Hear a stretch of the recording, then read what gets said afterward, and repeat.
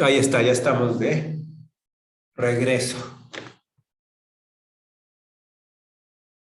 Vale, entonces, filtración, separar sólidos de líquidos. Los sólidos no están disueltos para utilizar esto, los sólidos no deben de estar disueltos. Las coladeras que usamos en la cocina es un método de separación de mezclas, donde separamos sólidos de líquidos. El sólido se queda en la coladera y el líquido pasa, ¿no? Entonces, en el laboratorio pues se utiliza papel filtro, que es lo más común. Para usar papel filtro donde sólidos se quedan en el papel arriba y los líquidos pasan. Filtración. Otro para separar sólidos de líquidos, decantación. Separar sólidos de líquidos. Ahí están disueltos. Sí, no están disueltos, sino el sólido se precipita, está hasta el fondo. Los sólidos, el de filtración lo puedo utilizar si están hasta el fondo o si están ahí dispersos entre el líquido, por arriba, por abajo, flotando ahí por todos lados. Para ahí tengo que utilizar filtración a fuerza, pero también puedo utilizar filtración si los sólidos están en la base. Los sólidos están en la base del recipiente.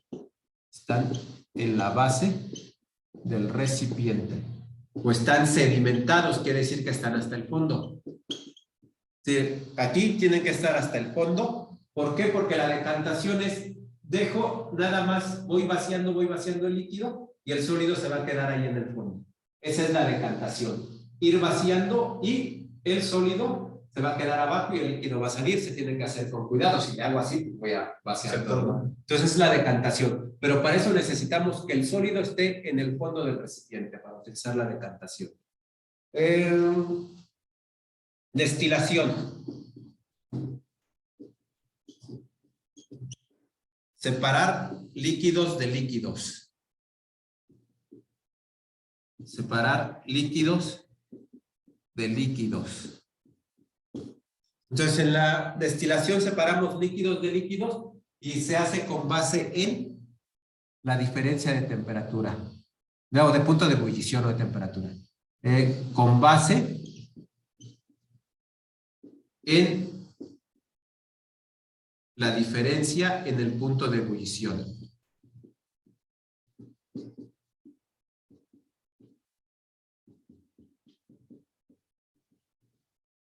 Se ponen a calentar, el líquido que hierve primero se va a evaporar a cierta temperatura y para eso se hacen conectores, sale el vapor, viaja por la conexión y en el camino se va enfriando, se condensa y se convierte en líquido para que salga por el otro extremo. Entonces, destilación para separar líquidos de líquidos y es con base en la diferencia del punto de ebullición. Se calienta la mezcla, el que hierve, el que tiene punto de ebullición más bajo, es decir, el que hierve antes, se evapora, viaja por el sistema ahí que hicimos, en el camino se va enfriando para que cuando llegue del otro lado se condense y salga el líquido. ¿Qué otro? Filtración, destilación.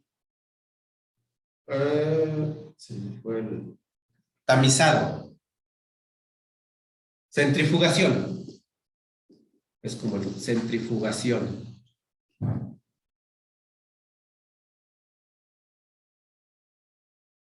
Ese se puede utilizar para separar líquidos de líquidos, pero también líquidos de sólidos. O también sólidos de sólidos. No, decidimos, todavía no decidimos cómo lo vamos a hacer. Entonces en la centrifugación, pues como las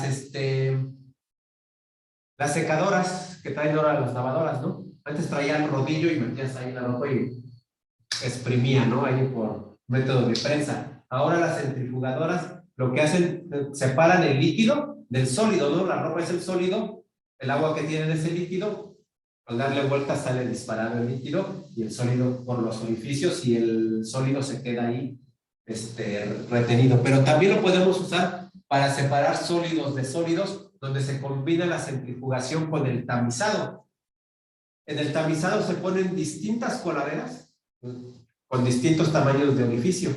Y del orificio más grandes hasta orificios más pequeños. Y al hacer el centrifugado, se va pasando los más pequeños, van pasando por los orificios y hasta que se van depositando los más pequeños hacia abajo y vamos separando por tamaños esa mezcla, por tamaños de las partículas, esa mezcla. Que es una combinación de centrifugado con tamizado. Entonces, en la sangre, el laboratorio, por ejemplo, para hacer los análisis sanguíneos, igual la separan por centrifugado. Separan los compuestos de la sangre por centrifugado. Entonces, la centrifugación puede ser para separar sólidos de líquidos o líquidos de líquidos o sólidos de sólidos. Pero cuando es sólidos de sólidos es combinado con un tamizado. ¿Sí? Entonces ya tenemos filtración, decantación, destilación, centrifugación, evaporación. Evaporación para separar una mezcla que está. Evaporación. Separar igual sólidos de líquidos, pero esto es cuando el líquido se disolvió. Cuando el sólido está disuelto.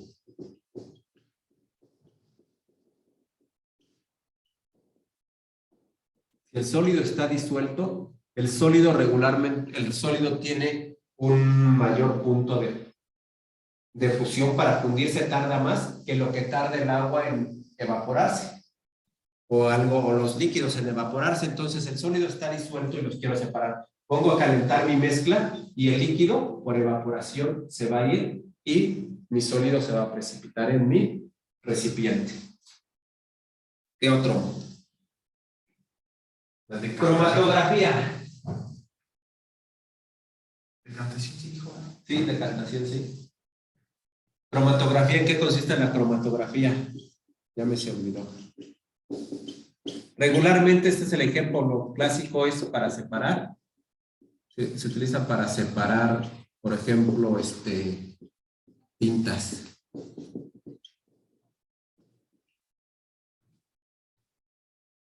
Cristalización. Cristalización.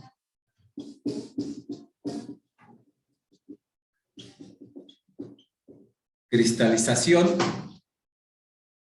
que se basa en que los sólidos cristalicen y precipiten hacia el fondo. Se hace que los sólidos cristalicen. La cristalización es cuando los sólidos alcanzan su forma. Los cristales tienen formas geométricas. Puede ser pirámides, triangulares, prismas hexagonales, prismas pentagonales. Entonces, se logra que los sólidos cristalicen para que se puedan separar, por ejemplo, de los líquidos. Entonces, esos son los métodos más comunes que no venían aquí en el documento. Los que más me pregunto, clásico con cromatografía, y es para separar tintas. Y si quiero separar los componentes de una tinta, cromatografía. Si quiero separar un sólido de un líquido y el sólido está disuelto en el líquido, destilación u evaporación. No es cierto, destilación es líquido de líquido. Y el sólido está disuelto en el líquido, evaporación. Si quiero separar un líquido de otro líquido, destilación, de acuerdo al punto de fusión. Si quiero separar un líquido de un sólido y el sólido está flotando en el líquido, filtración. Si quiero separar un sólido de un líquido y el sólido está en la base del recipiente, decantación. Podemos usar la decantación.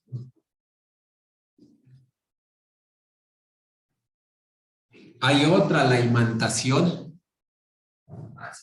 Por ejemplo, si quiero separar limadura de hierro de arena, utilizo la imantación.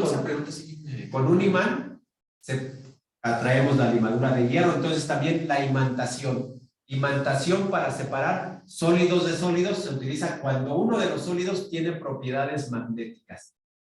¿Sí? Imantación, sólido de sólido, cuando uno de los sólidos tiene propiedades magnéticas. Si luego te ponen ahí una mezcla, ¿cómo separarías agua con sal y limadura de hierro, ¿no?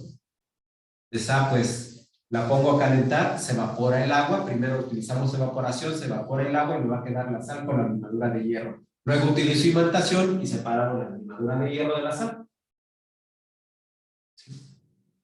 Vámonos ahora sí a la estructura atómica.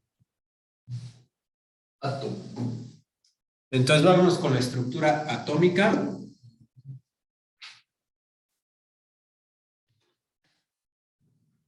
Y mi pizarrón.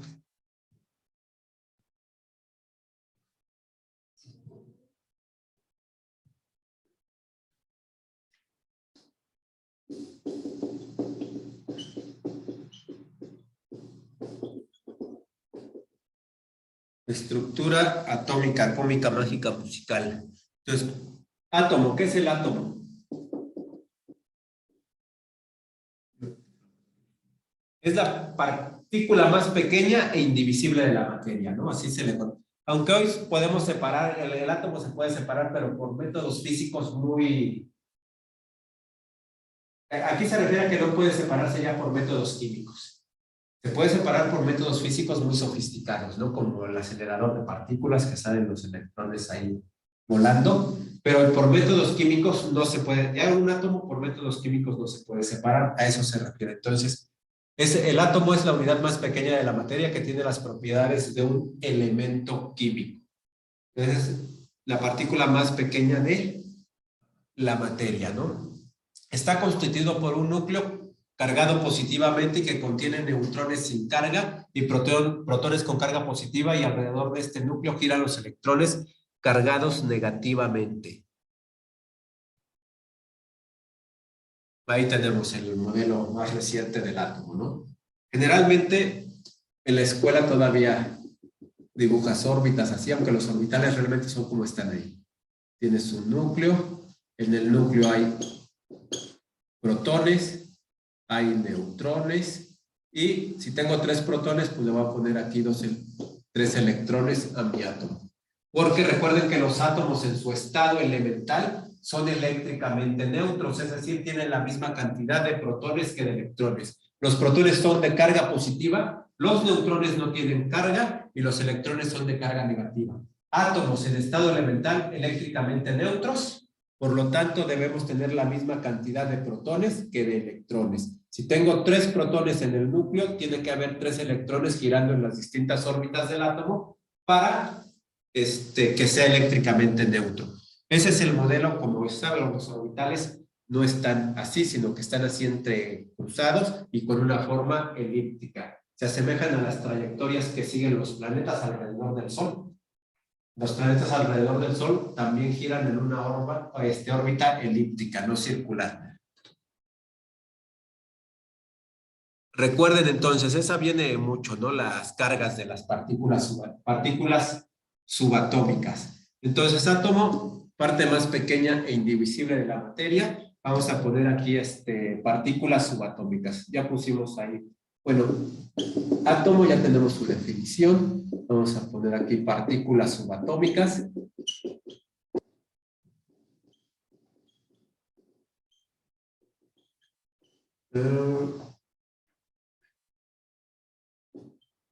Tenemos al protón,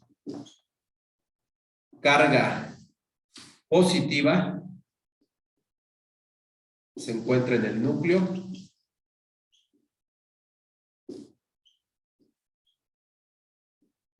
Nos da el número atómico. La cantidad de protones es el número atómico de ese átomo, de ese elemento. Si un átomo tiene 6 protones, entonces su número atómico es 6. ¿Sí? Neutrón sin carga se encuentra en el núcleo.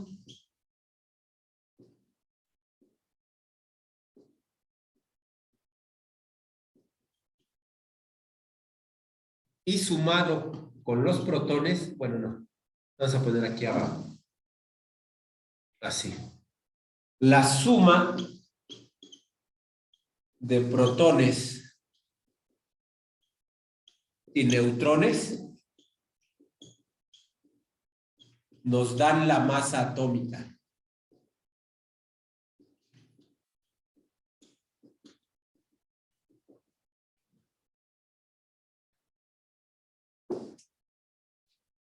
La suma de protones y neutrones nos dan la masa atómica. Recuerden, si tenemos, por ejemplo, un elemento, voy a poner un elemento Z y cualquier elemento y me dicen, no, porque Z es el número atómico, un elemento Q. Y me ponen aquí un 36 y abajo un 72. El número más grande es la masa atómica y el número más pequeño es el número atómico. ¿Tienes por ahí un ejemplo? ¿Dónde ponen el número más grande? ¿Arriba o abajo? No. ¿No tienes aquí?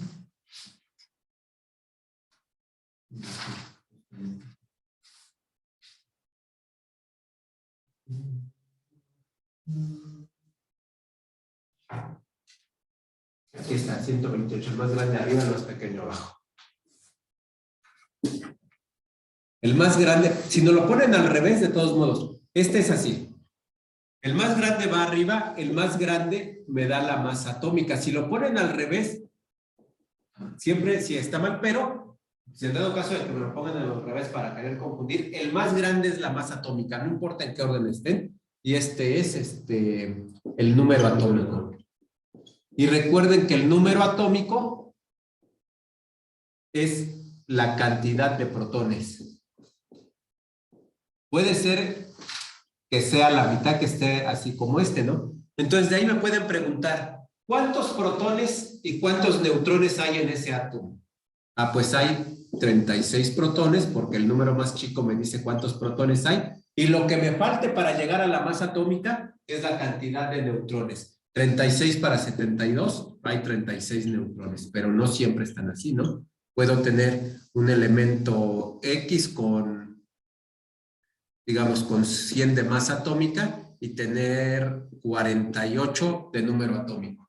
Entonces tendríamos 48 protones y 52 neutrones, que son los que me faltan para completar los 100 de la masa atómica. Número más pequeño me da número atómico, que a su vez es la cantidad de protones, y lo que me falte para llegar a la masa atómica es la cantidad de neutrones. ¿Sí? Y voy a borrar esto de acá para completar el bonito esquema. Electrón.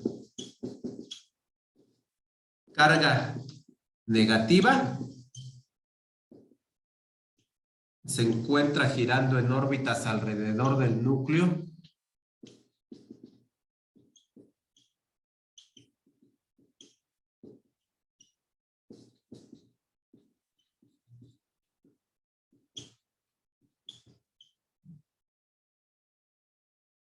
Carga negativa se encuentra girando en órbitas alrededor del núcleo. Y su masa es despreciable. No que sí tiene masa, pero es tan pequeñita que no se toma en cuenta. Su masa es despreciable. No se toma en cuenta para la masa atómica del átomo. Se descarta. Entonces ahí tenemos las partículas subatómicas. Protones y neutrones en el núcleo del átomo. Protones carga positiva, neutrones no tienen carga. El número de protones es el número atómico. La masa atómica es la suma de protones más neutrones. La cantidad de neutrones es el número, es la masa atómica menos el número atómico. Cantidad de protones, masa atómica menos número atómico. Electrón. Carga negativa se encuentra girando en órbitas alrededor del núcleo y su masa es despreciable, no se toma en cuenta para la masa del átomo.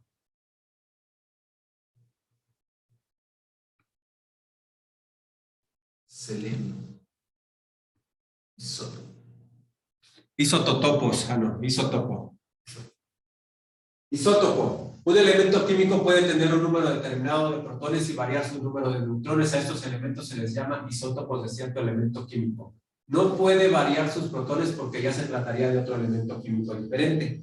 Entonces, los isótopos son átomos del mismo elemento, pero que tienen una masa atómica distinta. Así lo debieron de haber dicho.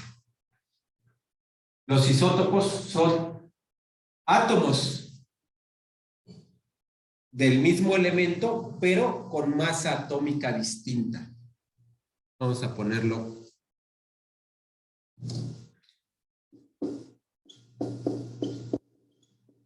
Isótopo.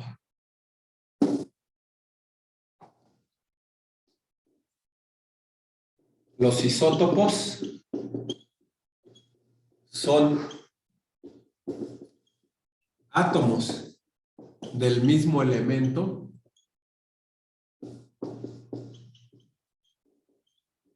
pero con distinta masa atómica.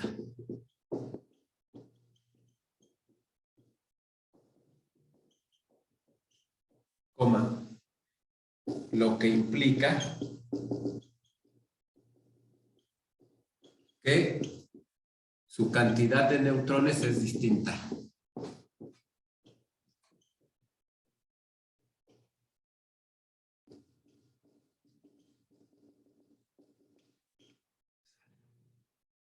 Por ejemplo, de los más conocidos, carbono 12, carbono 14. Ese carbono 12 quiere decir que tiene una masa atómica de 12 y carbono 14 que tiene una masa atómica de 14. El carbono 12 tiene 6 protones. El carbono tiene 6 protones. Y si su masa atómica es 12, entonces tiene 6 neutrones también. El carbono 14 sigue teniendo 6 protones, porque si cambiamos el número de protones, pues ya es otro elemento. Entonces sigue teniendo 6 protones, pero ahora tiene 8 neutrones. Entonces recuerden, los electrones y los protones siempre están en la misma cantidad en un átomo que está en estado elemental. Cantidad de protones y electrones siempre es igual, pero la cantidad de neutrones puede variar. Aquí, por ejemplo, tendría 6 protones, 6 electrones y 8 neutrones. Y aquí tengo 6 protones, 6 electrones y 6 neutrones. ¿Sí? Entonces, la masa atómica puede variar en átomos de los mismos elementos, lo que nos dice que tienen distinta cantidad de neutrones. ¿Sí? Vámonos con ejemplos. Yo ya les puse ejemplos. ¿Sí? Ion es un elemento químico o grupo de elementos, moléculas que ha perdido o ha ganado electrones. Entonces, un ion es un átomo ya que tiene carga eléctrica. Un ion es un átomo cargado eléctricamente. Es un átomo que ya no está en estado elemental. Perdió o ganó electrones. Eso pueden anotarlo así como está en el documento. Un ion es un átomo que perdió o ganó electrones y por lo tanto se encuentra cargado eléctricamente. Su carga puede ser positiva o negativa. Si un átomo pierde electrones, queda cargado positivamente, porque los electrones, recuerden que son carga menos. Si estaba sin carga un átomo, su carga era 0. Si pierde un electrón, pues perdió una carga negativa, va a quedar con uno más. Si pierde 2 electrones, pues va a quedar, bueno, uno más era para este de acá.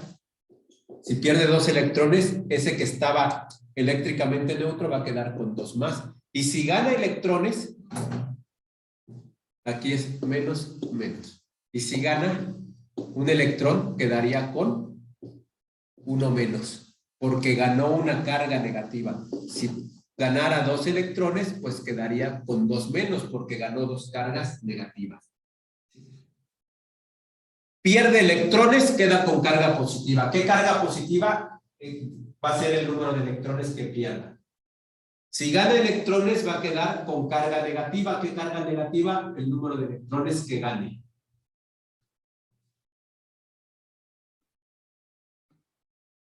Y ahora, esos iones pueden ser cationes o aniones. El catión es cuando queda una carga positiva. El catión es de carga. El ion se divide en catión. Pueden ser cationes o aniones. Ion, catión, anión, catión. pierde electrones. Catión significa que el átomo pierde electrones y entonces tiene una carga positiva.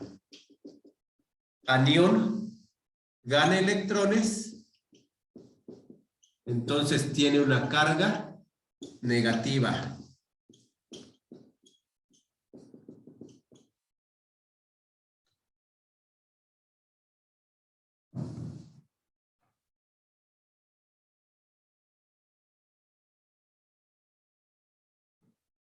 Ahora, si pierde electrones, el elemento se hace más pequeño porque está perdiendo, que es el caso del catión. Si gana electrones, el elemento se hace más grande porque está ganando, que es el caso del anión.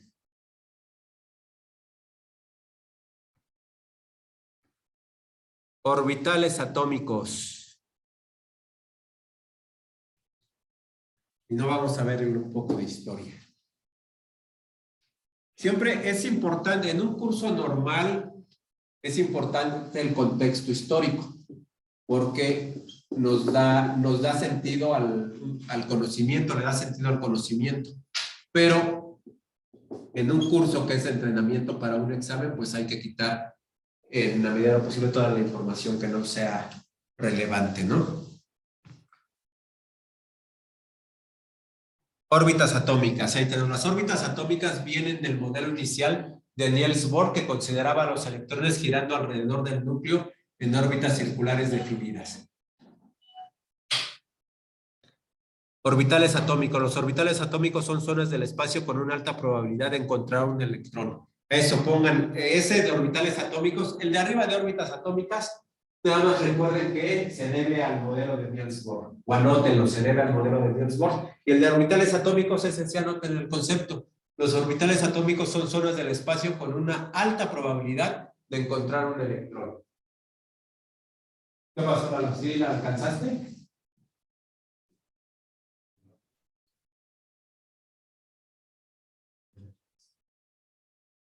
Pues vete a comer. Vete a comer.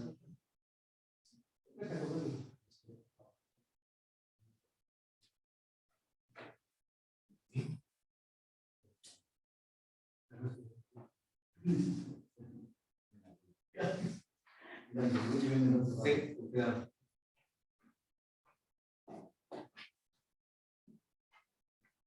Entonces, fíjense, un orbital atómico es una zona del espacio donde hay una alta probabilidad de que haya un electrón. Los electrones siempre están brincando de un lado para otro. Entonces, cuando nosotros decimos que un electrón está en cierto lugar, es una localización instantánea. Por eso es el orbital. El orbital es un espacio donde hay una alta probabilidad de que haya un electrón. Los electrones están brincando de un lado para otro, están en movimiento constante.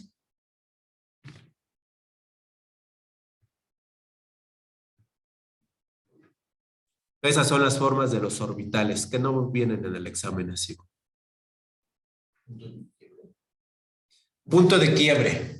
La diferencia entre órbitas y orbitales atómicos está en los descubrimientos de la mecánica cuántica a principios del siglo XX. Entonces, el punto de quiebre quiere decir que es el punto donde se estableció una diferencia entre órbitas y orbitales, no gracias a un descubrimiento de la mecánica cuántica. Si no se puede conocer con exactitud la posición de las partículas subatómicas, principio de incertidumbre de Heisenberg. No podemos saber dónde están las partículas, no se sabe con cierta. Hay experimentos, por ejemplo, donde se pone un átomo en una caja y vas a detectar, no me acuerdo qué propiedad, pero existe que por la caja sale y tú sabes si había o no había, vamos a decir electrones. Si hay o no hay electrón en la caja. Pones dos cajas y tú ves dónde hay un átomo porque sale el electrón. Ah, pues de aquí salió el electrón, ahí estaba el átomo. Acá no había nada, porque no salió nada. Y se hacen pruebas aisladas y donde vas comprobando resultados muy lógicos.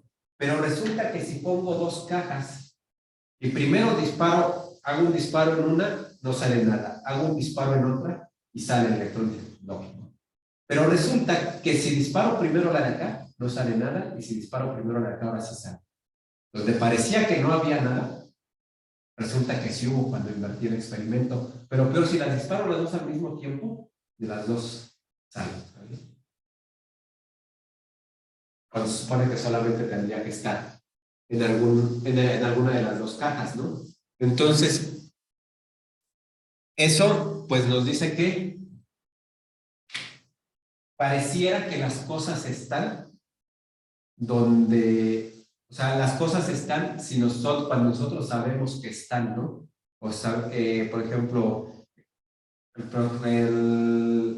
el famoso experimento del donde es que el gato en una caja está muerto o está vivo. Pues está muerto y vivo al mismo tiempo, ¿no? Mientras tú no sepas si está muerto o vivo, está muerto y vivo. Cuando tú destapas la caja, sabes si está muerto o vivo. Ah, pues está muerto, ¿no? Dices, ¿y estaba muerto antes de abrir la caja? ¿No? Está muerto ahora que yo sé que está muerto, pero mientras no abrí la caja, pudo haber estado vivo. Y eso parece una incoherencia. No importa si abriste la caja o no, el gato o estaba muerto o estaba vivo, no pudo tener las dos. Sí, pero cuando se hacen esta clase de experimentos, vemos que en las dos cajas estaban las cosas que se suponía que haciéndolo por partes solamente estaba en una caja. Entonces, hay cosas de la mecánica cuántica que sí nos dejan muchas cosas que pensar acerca de la realidad como la conocemos. Las partículas subatómicas tienen propiedades de partículas, pero también de onda, lo cual fue expresado con las ecuaciones de Schrödinger, que esa ecuación la usan mucho en programas de televisión, ¿no? Donde usan ciencia, les gusta mucho esa ecuación. Entonces, las partículas subatómicas se comportan como partículas, pero también como ondas, entonces decimos que son ondículas. ¿Sí?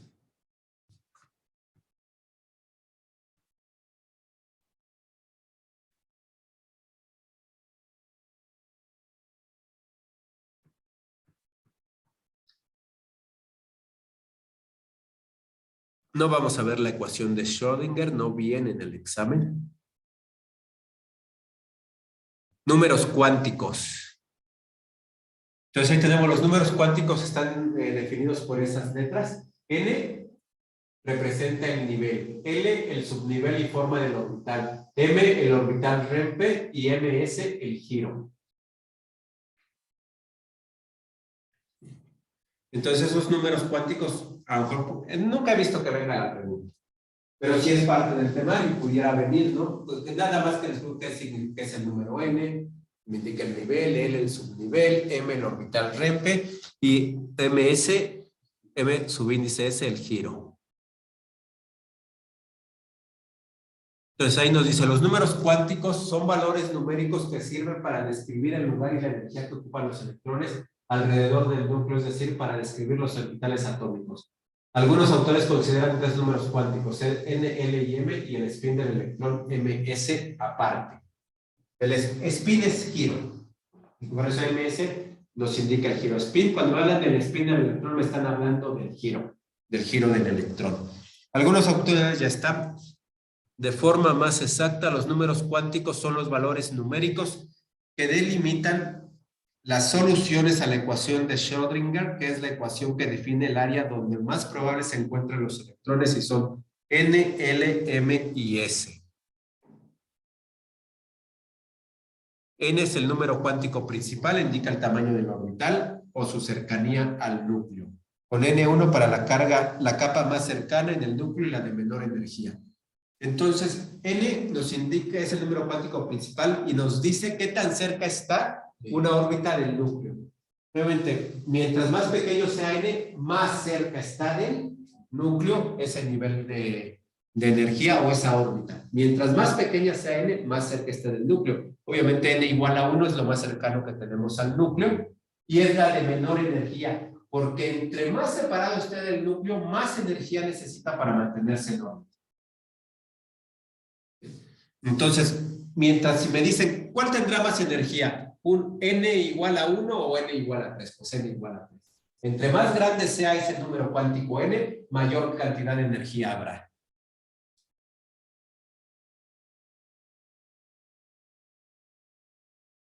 Ahora, mientras se van alejando los orbitales del núcleo, cada capa que se va alejando del núcleo, más electrones puede tener.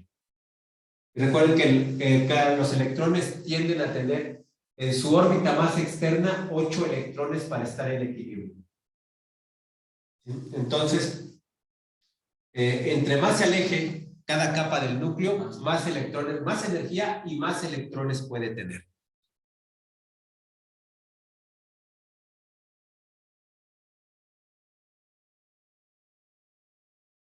Entonces, pues ya tenemos ahí. También nos indica los subniveles de energía. El número N también nos indica subniveles de energía. Entonces, si es 1, pues nada más tengo un subnivel. 2, 2 subniveles. 3, 3 subniveles. 4, 4 subniveles. Y nos indica si N, el número N es el número de subniveles que tenemos.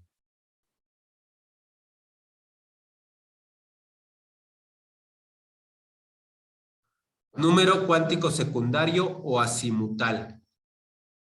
L igual a 0 es S, L igual a 1 es P, L igual a 2 es D, L igual a 3 es F, L igual a 4 es G, etcétera. S, P, D, F. Por ejemplo, nosotros para hacer la configuración electrónica utilizamos los niveles S, P, D, F, ¿no? Que ahí les corresponden otra cantidad de electrones. Aquí estamos hablando de número cuántico secundario o azimutal. Que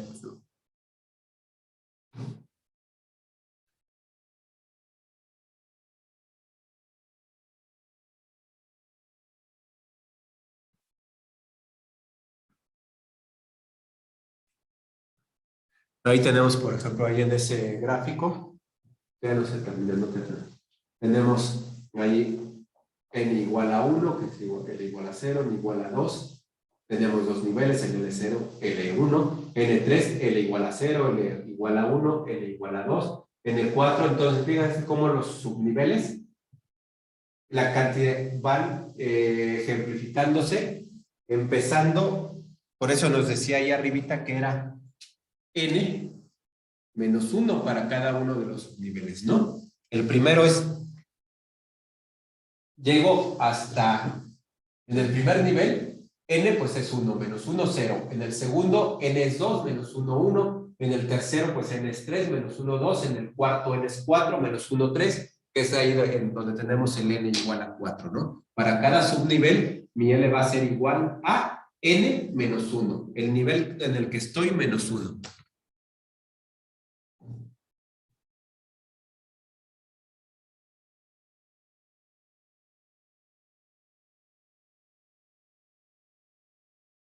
El número cuántico magnético no viene en el examen.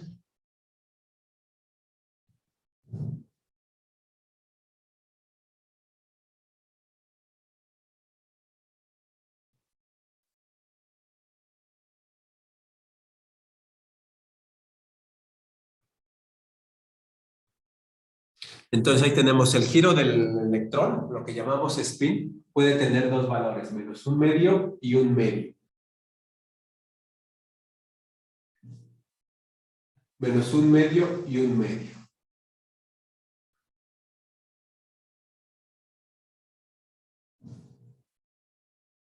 Ese podría venir, pero nada más así como dato, no se ve mucho. Entonces el spin o giro del electrón puede tomar dos valores, menos un medio y un medio.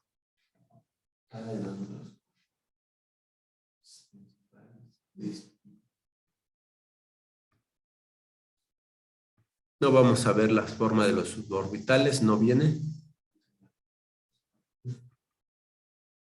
No vienen números cuánticos.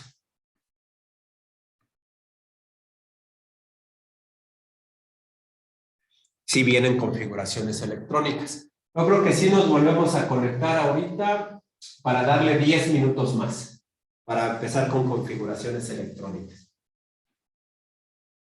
Las configuraciones electrónicas sí vienen en el examen. No siempre te toca una, pero te puede tocar una. ¿Es el SPD? Sí. Configuraciones electrónicas. Entonces vamos a empezar con la definición.